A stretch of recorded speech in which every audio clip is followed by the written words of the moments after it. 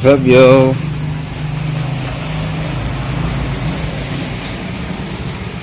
Nagkabit tayo ng gulong sa rim.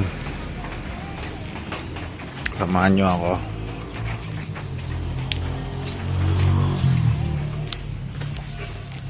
Turo ko kung paano maglapat ng gulong sa rim. Sikretong malupit. Ito yung rim. Nag-repaint kasi ako. Wala akong pambili ng bago. Ni-repaint ko lang. Kabit natin, boys and girls. Kabit muna natin tong rim tape. Pang tube type na rim tape. Advice ko sa rim tape, ang piliin nyo yung sakto. Huwag kayong pipili ng lagpas, yung makapal sobra, malapad. Dapat saktong nasa gitna siya. Or pwede din naman yung natatakpan niya yung buong to, dulo-dulo. Para antay punit ng tube. Step, lagay natin yung tube. Dun muna tayo sa folded. Mas mahirap yung folded Mas masikip ang folded kasi makunat yung bead niya. Mas okay din na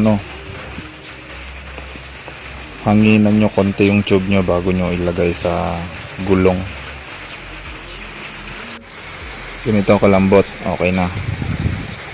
Okay na to yung ganito bago natin ipasok sa gulong. Okay. First step, lagi nyong itapat tong valve dito sa brand name para cool.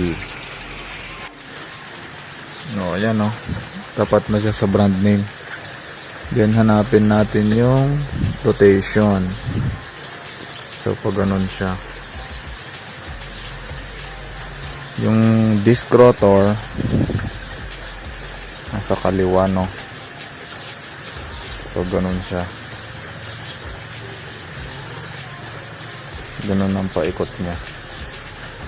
Okay, kabit na natin. Una mong papasok tong valve dun sa butas ng rim. Ganun lang bago ipasok yung mga bead. Then itong left side, madali lang, kahit kamayin mo okay to, tagal lang. Good to go. Pwede nyo din naman basahin yan para mabilis yung lapat ng bead nya, pero kahit di na, check nyo yung maximum tire pressure. So 65 PSI siya. Dalhin agad natin sa 65 PSI. Yun ang sikreto dun. Dalhin mo sa maximum PSI para lumapat agad.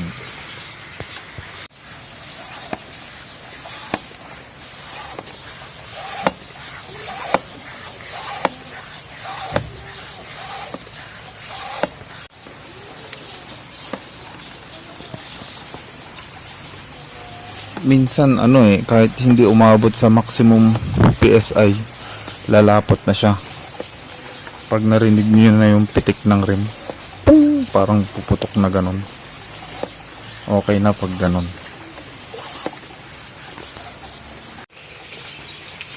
50 PSI lang inabot ko, lumapat na siya. Ganun lang yung technique. Patigasin mo lang, pero dapat deflate mo agad sa designated na pressure mo.